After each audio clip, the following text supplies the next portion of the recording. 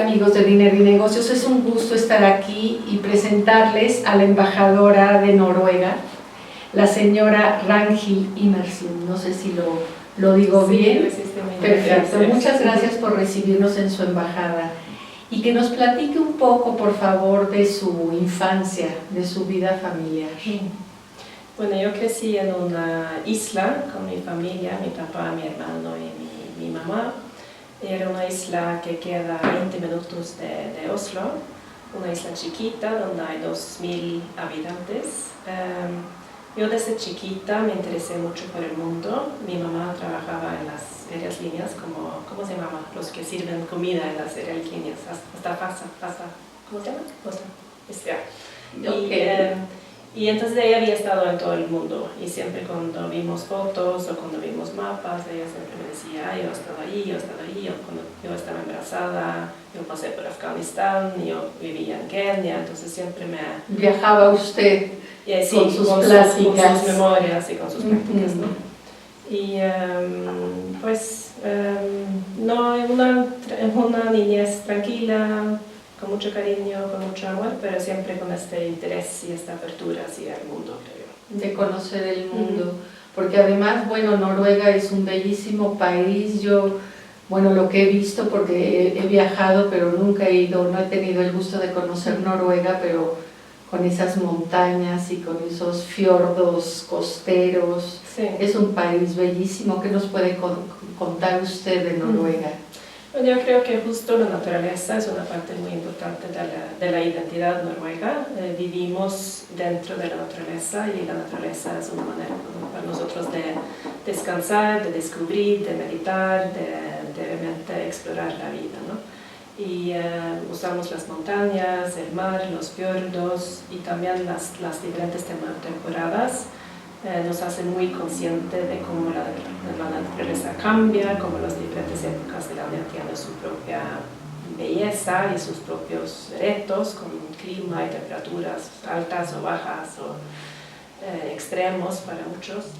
Y por eso es un país muy interesante, que hay mucho espacio y también el derecho al acceso de la naturaleza es como también una parte muy importante de nuestra identidad, de nuestra cultura, que las partes de la naturaleza que son bonitas, que se deben conservar, siempre son accesibles para todos, no se depende de tu dinero, de tu estatus social, pero que siempre tienes derecho a ir a la playa, a las montañas, de poner tu carpa, por ponerlo así, y disfrutar y gozar la naturaleza y lo que ofrece la naturaleza. Y de cuidarla. Y de cuidarla, por supuesto. Así es. Y regresando a su vida, esa vida que hizo de niña con su familia, ¿cuál fue su carrera? Esa carrera profesional y que la llevó a estar en esta silla representando a su país en México. Sí. Bueno, como dije, yo siempre tenía esta curiosidad hacia el mundo y empecé como periodista, quería ser periodista porque yo fui a Guatemala como estudiante de intercambio cuando tenía 16 años y fue la primera vez que yo realmente vi y entendí que había países donde había desigualdad tan fuerte como hay en Centroamérica y en Guatemala en particular. Y yo reconocí que yo venía de un país con muchos recursos, donde todo el mundo tenía las mismas oportunidades, no dependiendo de tu estatus social. Y yo entendí que esa era una manera, una visión de política que yo quería compartir y que yo quería promover, ¿no? Y también quería entender el mundo y las desigualdades y los retos que había. Entonces, primero, yo estudié español porque quería profundizar en español y vivía con una familia en Chile un año, donde el padre de la familia era corresponsal para la radio y la televisión noruega. Y yo entendí que escogiendo una carrera como periodismo uno podía viajar, uno podía escribir, uno podía descubrir el mundo y al mismo tiempo transmitiendo información, ¿no? sobre los retos, la política y las circunstancias en diferentes países. Entonces, primero estudié periodismo y relaciones internacionales, me metí en la carrera de periodismo, trabajé como periodista durante unos años. Me mandaron a las guerras en Kosovo, en Balkan.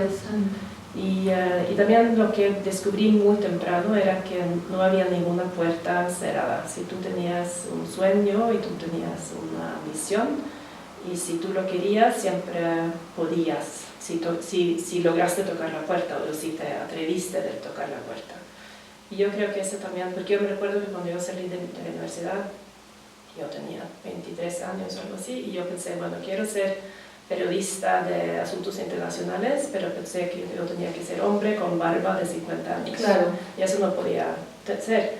Pero entonces yo decidí, bueno, pero voy a probar, voy a aplicar, voy a ver si me dan la oportunidad, y me lo dieron. Y eso creo que fue la primera vez que entendí que no había ninguna puerta cerrada, que muchas veces esos sentimientos o tabús de que no es posible existen en uno mismo, y si tú quieres cambiar una cultura, tú tienes que atreverte de realmente tratar y abrir estas puertas. Ese es un importante aviso, muy importante para las mujeres, que usted puede decir a las mujeres que hay que luchar y abrir esas puertas. Sí, y atreverse, yo creo que se trata mucho de eso. Pero claro que también, viniendo de Noruega, también era una época donde las mujeres sí entraban en todos los puestos, que no yo tenía ejemplos, pero yo creo que también eso es importante, que es buscar los ejemplos de otras personas, de otras mujeres que han hecho o han logrado cosas que uno admira, y bueno, buscarlos, hablar con ellas, preguntarles cómo lo hicieron, y te das cuenta que muchas veces se trata de tener este ánimo uno mismo y tocar la puerta. Después de Guatemala, de Chile, ¿qué otros países visitó antes de llegar a México o qué cargos desempeñó? Sí. Bueno, después de haber sido periodista, cuando cubrí las guerras en Balkan, a finales de los 90, yo quería entrar en el mundo humanitario, porque sentí que como periodista yo solo criticaba las cosas que no funcionaron, y yo quería contribuir en una manera más concreta, ¿no? Entonces yo apliqué para puestos en la ONU y en la Cruz Roja, y me dieron la oportunidad de trabajar en la Cruz Roja en Ginebra un año, entonces me fui para allá. Después trabajé por la ONU, por la PNUD, en Dinamarca, donde viajé por el mundo porque yo estaba encargada de fortalecer la imagen de la ONU en los países nórdicos. Entonces yo llevé a grupos claves, a gente que eran como líderes de opiniones de los países nórdicos a diferentes partes del mundo para mostrar lo que estaba haciendo la ONU. Y me fui a Nueva York, también tuve una excelente oportunidad de trabajar ahí, 3 años.